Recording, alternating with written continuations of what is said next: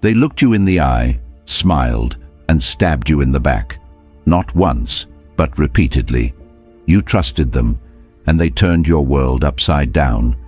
It's time to confront the truth about betrayal. You gave everything, your time, your loyalty, your heart, and in return, they gave you lies, silence, or worse, indifference. Betrayal doesn't always come with a loud crash. Sometimes it comes in the form of a soft smile and a slow, calculated withdrawal. You know what it feels like to walk into a room and suddenly feel smaller, not because you changed, but because someone you trusted shifted the ground beneath you. This isn't just about being hurt. This is about being broken by those you never imagined would cause you pain. And it's about what you do after the shattering. Today, we don't sugarcoat.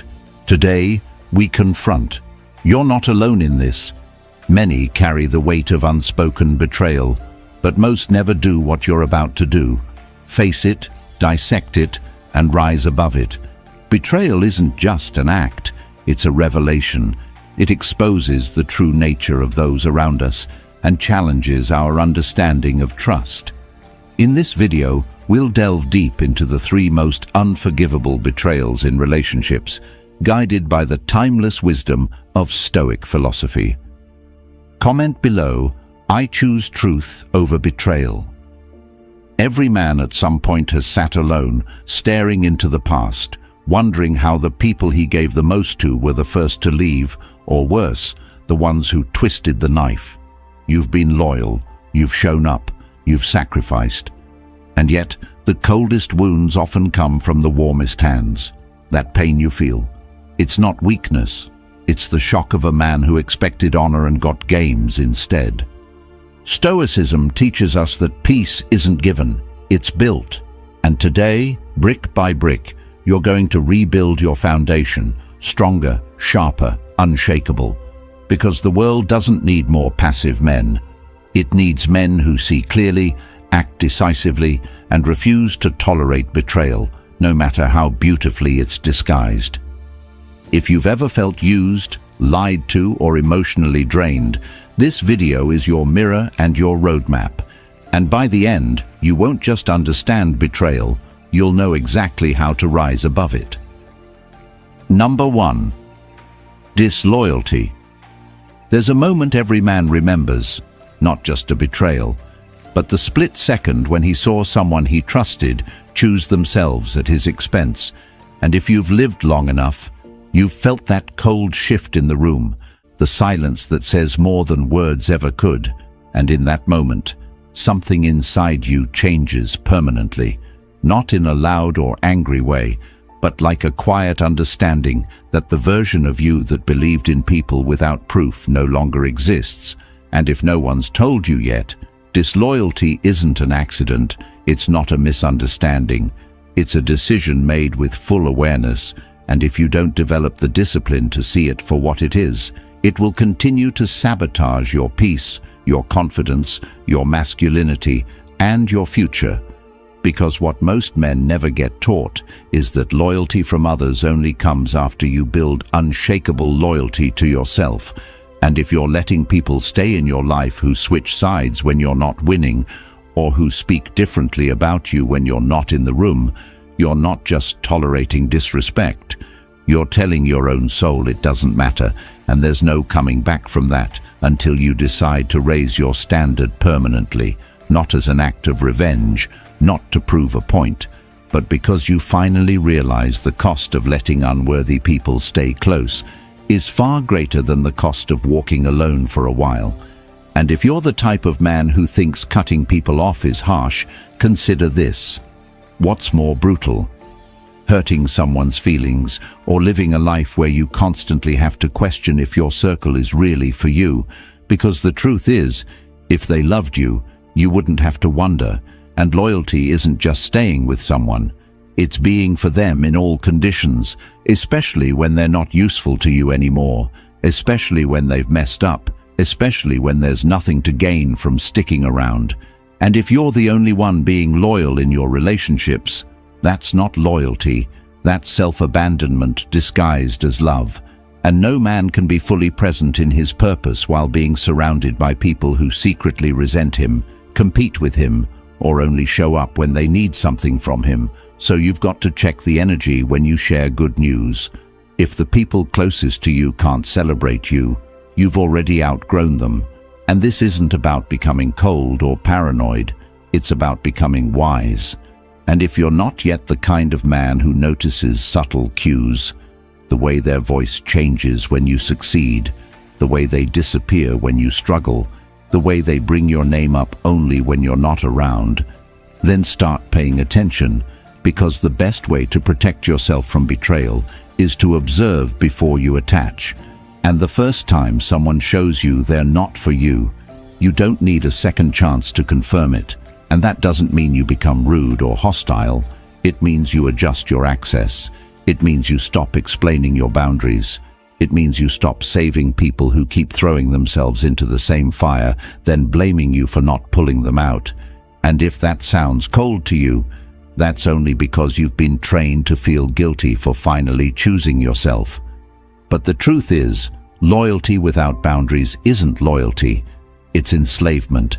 And the moment you wake up to that, your entire life changes, because suddenly you stop needing validation, you stop begging to be understood, and you start attracting people who already get it, who don't need to be convinced of your worth, who don't need reminders to show up, who don't flinch when you're at your lowest. And if you're wondering where to begin, start with this.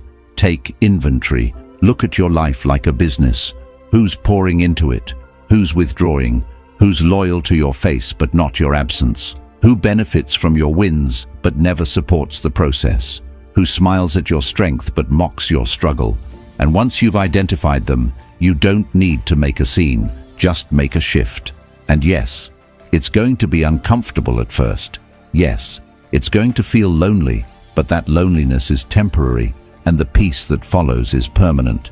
And if you want to become unshakable, you must train yourself to stop reacting to betrayal emotionally and start responding to it strategically, because loyalty is tested most in silence. And if you want loyal people, be a loyal man first, to your principles, to your time, to your standards, and most importantly, to your inner peace. And if you've been betrayed before, remember this. It wasn't your fault for trusting, but it is your responsibility not to repeat the same mistake twice. And if you want to stay calm and controlled during the next confrontation, and there will be another, you need to stop expecting people to match your heart and start preparing for the day they won't. And the way you do that is simple, but not easy. You stop reacting to words. You start watching behavior. You sit back and let people reveal themselves. You stay silent when disrespected and make moves instead. You look them in the eyes, not with hate, but with the calm confidence of a man who doesn't need closure because he already has clarity. And that clarity comes from a life of discipline, a life where your word means something, where your loyalty is earned, not given, where your circle is built, not inherited. And if you ever feel tempted to confront someone who betrayed you just to get your point across, ask yourself this: what do I gain by explaining myself to someone who already decided I wasn't worth loyalty? Because the truth is, explanation is for those who intend to stay. Clarity is for those who intend to go. And if someone's already shown you where they stand, believe them and keep it moving, not because you're weak, but because you've finally realized peace is louder than drama. And if you want that peace, you need to kill the part of you that keeps giving passes to people who wouldn't hesitate to leave you behind. And if you want to develop emotional strength, start by staying silent when provoked, by showing restraint when insulted, by making moves when doubted, and by keeping your power when they expect you to lose it. Because disloyal people don't just betray your trust, they feed off your reaction. And the most painful realization you'll ever have is that not everyone who hurt you regrets it. Some are watching to see if you'll still come back, and you can't give them that satisfaction. Not if you want to build a life where your energy is sacred, where your focus is protected, and where your loyalty is reserved only for those who've proven they deserve it. And if you're asking where to start by writing down what loyalty means to you, then live by it, and most importantly, require it in return. Number 2, deception. There's a kind of betrayal that doesn't stab you in the back all at once, but cuts you slowly with a smile. It's not the blow that hits hardest, it's the one you didn't see coming, the one delivered while they looked you in the eyes, and deception is exactly that. Not a one-time lie, not just cheating or a broken promise, but a pattern of manipulation carefully wrapped in good intentions. And if you're a man who's ever been lied to by someone you trusted, be it a partner, a friend, a family member, you know the pain doesn't come from the lie itself, but from the realization that someone saw your trust as a tool, a weapon even, to get what they wanted, and didn't think twice about using it against you. And it's the moment you realize she didn't just hide something from you. She studied your blind spots, used your love to shield her secrets, fed you half-truths and emotional detours to keep you distracted while she did the very thing you feared. Whether that was texting someone behind your back, telling others things about you she'd never say to your face, or building a secret world where you didn't exist. And while society might try to tell you to forgive, to move on, to understand her perspective, what they won't tell you is that deception rewires your entire sense of reality. And if you don't confront that damage and rebuild it deliberately, you'll start to question your own perception of truth. And that's how you lose yourself, when you start second-guessing what you saw, what you heard, what you felt, because someone was skilled enough to lie without flinching. And the biggest mistake a man makes after being deceived is assuming closure means getting the truth. But sometimes the truth is already in what you felt in your gut the first time, and you just needed the courage to listen to it. And the only way to break free from the psychological grip of a liar is to stop giving them the benefit of the doubt once their actions have already proven the truth. Because the most dangerous liar isn't the one who tells big lies. It's the one who tells just enough truth to keep you confused, who gaslights your memory with phrases like, "You're overreacting," or "I didn't mean it like that," who makes you feel guilty for even asking questions while hiding behind a mask of fake transparency. And you know the kind. The friend who laughs with you while planting seeds of doubt in others. The woman who smiles during dinner while texting someone else goodnight. The family member who hugs you in public but calls you a failure when you're not around, and if you're not paying attention. These people can convince you that silence is peace, and confusion is clarity. And that's where your power disappears, when you start doubting yourself because someone keeps moving the truth just out of reach. So if you want to escape the trap of deception, the first step is this. Believe patterns, not words, because words are the easiest part of the lie. But patterns don't lie. And when someone shows you a habit of inconsistency, secrecy, or blurred stories, that's your signal. And no, you don't need to catch them red-handed or collect screenshots or interrogate their friends, because by the time you're doing all that, you've already lost your peace and given them too much power. And a man rooted in strength doesn't chase lies. He removes liars, not with aggression, but with indifference, not with confrontation, but with quiet clarity. And this doesn't mean you shut yourself off from everyone or become emotionally unavailable. It means you learn to guard your inner circle like it's your life, because it is. And if you've ever been in a relationship where the other person always had just enough explanation to stay out of guilt, but never enough honesty to build real trust, you know how soul-draining that becomes. And it's not just emotional damage, it's mental paralysis, because you spend hours replaying conversations, trying to piece together what was real and what was not. And this obsession with understanding a liar is what keeps you stuck, because the truth is, you'll never understand why someone lied to you unless you share their values. And if you're a man who values loyalty, consistency, and truth, you will always be confused by someone who sees honesty as optional and deception as a survival tactic. So stop trying to figure them out and start figuring out your next move. And here's how. First, set a rule for yourself. When someone lies to you about something small, assume they're capable of lying about something big, not because you're paranoid, but because self-respect demands that you don't reward dishonesty with continued access. And second, learn to recognize covert deception. Not all lies are spoken. Some are in the withheld information, the redirected. Questions, the sudden over-explaining, the timeline inconsistencies, the emotional guilt trips, the constant need for validation. When you ask simple questions, and if you're ever made to feel like the bad guy for seeking clarity, understand that's not love, that's manipulation. And third, build a mindset where peace is your baseline, where no matter how attractive someone is, how long the history is, or how much potential they have, you never compromise truth for comfort, because the cost of that comfort is always clarity. And a man who lives without clarity is always one step away from losing everything. His goals, his discipline, his emotional edge, and even his sanity. And if you've been there, you know how easy it is to fall into the trap of giving one more chance, and then one more. And before you know it, you're tolerating things you once said you'd never accept.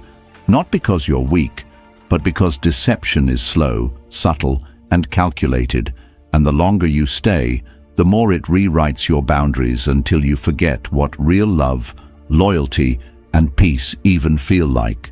So if you're reading this and thinking about someone who's lied to you repeatedly, ask yourself, why do I keep allowing them access? What am I afraid to lose? And is that fear bigger than the damage they're doing to my spirit? And if the answer is no, then you know what you need to do. And when you finally walk away from a liar, understand that they'll try to rewrite the story, paint you as cold or unforgiving. They'll say you changed, but let them talk, because those who lie can't survive in environments of truth. And the more honest you become about what you saw, what you felt, and what you won't allow anymore, the more you'll attract people who have nothing to hide and everything to build. And if you want to heal from deception, don't just cut them off. Cut off the version of you that tolerated it, the part of you that wanted to believe the story even when the facts didn't align, and in its place, build a man who doesn't need constant reassurance, who doesn't depend on words, who watches actions, who creates space between stimulus and response, who walks away when his peace is violated, not because he's angry, but because he knows his peace is too expensive to trade for cheap lies. And if you've ever wondered how to tell if someone is deceiving you, pay attention to what they do when they think you're not paying attention, because that's who they really are, and you owe it to yourself to believe what you see, not just what you're told, because the man who sees but still stays becomes a partner in his own betrayal, and the world doesn't feel sorry for that man. It uses him, drains him, and replaces him. So don't be that man.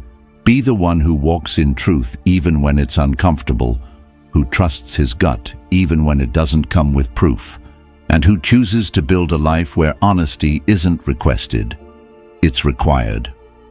Number 3, emotional manipulation. There's a betrayal that doesn't show up as a lie or a physical action.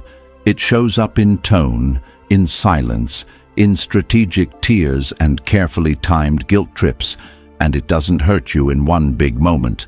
It drains you over weeks, months, sometimes years, until you wake up one day and realize you've been loving someone who's been training you to doubt yourself while smiling at you from across the room.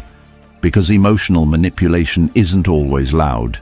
It doesn't always come with shouting or obvious abuse. It often shows up in the soft, persuasive language of someone who claims they're doing it all for your own good, while slowly making you question your intentions, your reactions, and your instincts. And if you're a man who's ever been in a relationship where the other person flipped the script every time you tried to address a problem, where every issue you brought up suddenly became about your tone, your timing, your attitude, then you've felt the crushing weight of manipulation disguised as communication, And it's one of the most disorienting experiences a man can go through. Because when you're physically strong but emotionally confused, you start to feel like your strength has no outlet, like you're fighting a battle that can't be won because the rules change every time you speak. And one of the cruelest parts of emotional manipulation is that it's done with surgical precision. The manipulator learns your insecurities, studies your responses, and begins to push buttons they know will trigger confusion and shame, not to destroy you, but to control you, to create a reality where they are always the victim and you are always on trial, where you're constantly apologizing just to keep the peace, walking on eggshells in your own life just to avoid the next emotional trap. And if you've been there, you know what it's like to say sorry for things you didn't do, to justify boundaries that shouldn't need explaining, to stay silent just to avoid another hour-long conversation where nothing gets resolved and everything gets twisted. And this isn't love. It's warfare disguised as affection, a form of control so covert that you start to feel guilty for even thinking something might be wrong.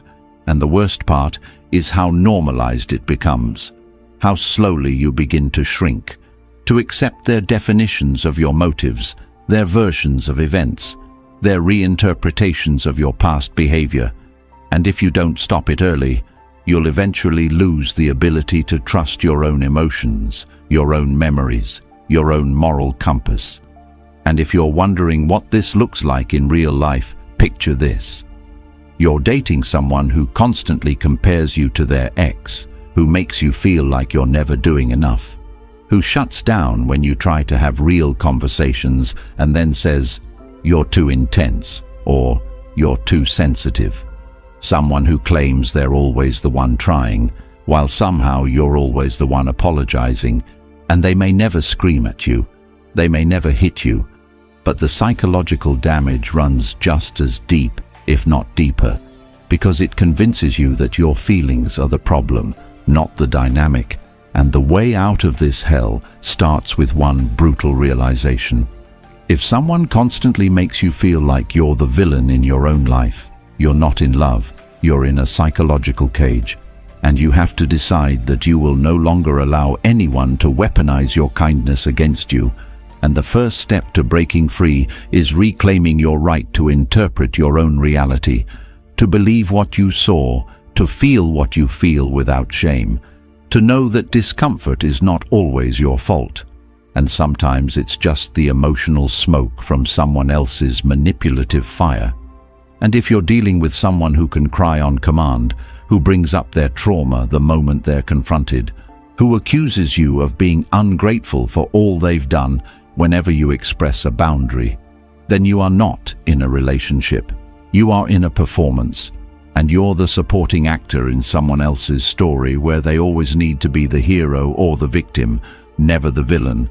And what makes this betrayal even harder is that manipulative people often aren't evil in the cartoon sense.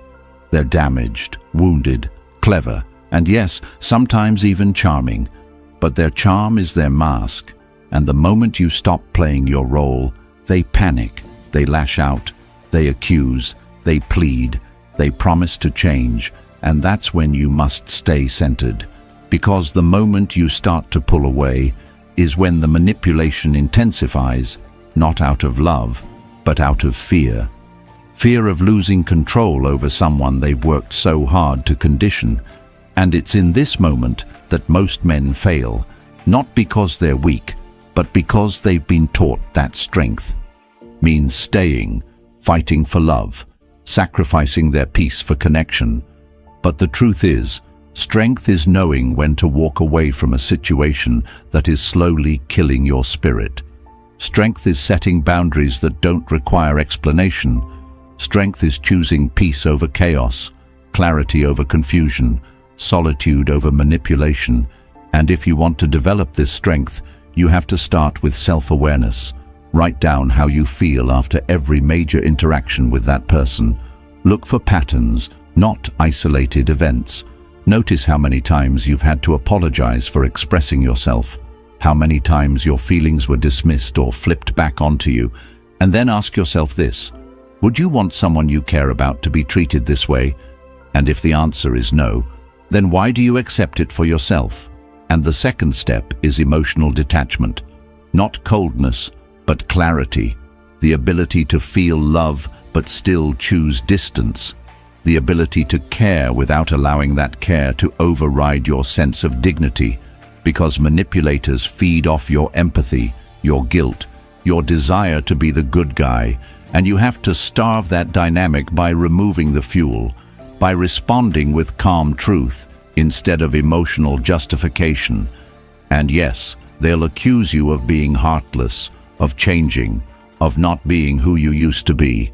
But that's the point. You're not. You've grown, and anyone who needs you to stay small, confused, and emotionally vulnerable to control you does not love you. They love the version of you they can control. And if you want to heal from emotional manipulation, you have to go deeper than just cutting ties. You have to cut the internal wiring that made you susceptible to it, which means revisiting where you learned to associate love with walking on eggshells, where you started believing that being misunderstood was just part of the deal. And the third step is building an emotional fortress. Not walls that keep love out, but standards that keep manipulation from getting in. And you do that by surrounding yourself with people who hold space for your truth, who don't need you to shrink for them to feel strong, who challenge you without belittling you, who apologize when they're wrong without needing to be begged. And that starts with how you treat yourself. Do you give yourself permission to feel, to pause, to walk away? Or do you bully yourself into staying in situations that hurt you because you think endurance is virtue? And the truth is, endurance is only a virtue when the pain serves a purpose, but enduring manipulation only serves the manipulator. And if you've ever left a conversation more confused than when it started, more ashamed than when you walked in, that's your signal. Not to try harder, not to explain more clearly, but to exit gracefully and protect the version of you that still believes in truth, because no one has the right to twist your reality in the name of love. And the final piece of advice is this: when someone makes you feel bad for having needs, that is manipulation. When they change the subject every time accountability is mentioned, that is manipulation. When they only show affection after you break down, that is manipulation. And when they turn every disagreement into a referendum on your character, that is manipulation. And you don't fix that by loving them harder. You fix that by loving yourself enough to walk away and rebuild your life around people who don't need to confuse you to keep you close. And once you've done that, once you've broken the cycle, you'll never fall for it again, because you'll know what peace feels like. And once a man knows peace, he never chases chaos dressed as love again. If you've made it to this point, you're not just someone who watched a video, you're a man who's starting to wake up, to see clearly, to feel everything in his gut that he's ignored for too long. And I want you to sit with this truth. You weren't weak for trusting, you weren't stupid for staying, you weren't blind for believing. It means you had heart, it means you were loyal, it means you loved fully. And now, it means you are wise enough to never let yourself be betrayed the same way again. And that evolution is the most powerful revenge, not the kind that's loud or vengeful, but the kind that builds a life so solid, so peaceful, so grounded in truth, that manipulation, deception, and disloyalty can't even survive in your presence. And I know you've been through more than you talk about. I know you've stayed silent about betrayals that shattered you, because you were told that real men don't talk about pain. But those lies stop here, because healing starts when you stop protecting the people who broke you and start protecting the version of you that deserves better. And if you're ready to reclaim your peace, to protect your spirit, and to rebuild your confidence, not from ego, but from clarity, I want you to comment right now, never again. Just that, never again. Say it, type it, claim it. Let it be the line in the sand where your old self ends and your new life begins. Because if you're here, I know you're not like most. I know you're searching for something real, and that's what this space is about. That's why this channel exists, not for entertainment, but for transformation, not just for information, but for inner power. And if anything in this video spoke to you, if even one sentence shook something loose in your chest or made you feel seen in a way that no one else has ever done before, then don't just walk away with that feeling. Act on it. Protect this space by supporting it. Because when you like this video, when you drop a comment, when you share it with someone who needs to hear it, you're not just helping me, you're helping every man out there who's still stuck, still silent, still thinking he's alone, and you're proving that there is a community of men who are no longer interested in comfort lies, but committed to uncomfortable truths. Men who want to grow, evolve, lead, love with discernment, build with loyalty, and walk in power with clarity. And if that's you, then hit that subscribe button right now. Not because I said so, but because every time you do, you help make these insights accessible to the men who need them most, the ones who are still healing, still questioning, still becoming. And maybe today you were that man, but tomorrow you'll be the one who leads others out of that confusion into purpose. And that's what this mission is about. Real conversations, real transformation, and a world where strong men rise again, one truth at a time.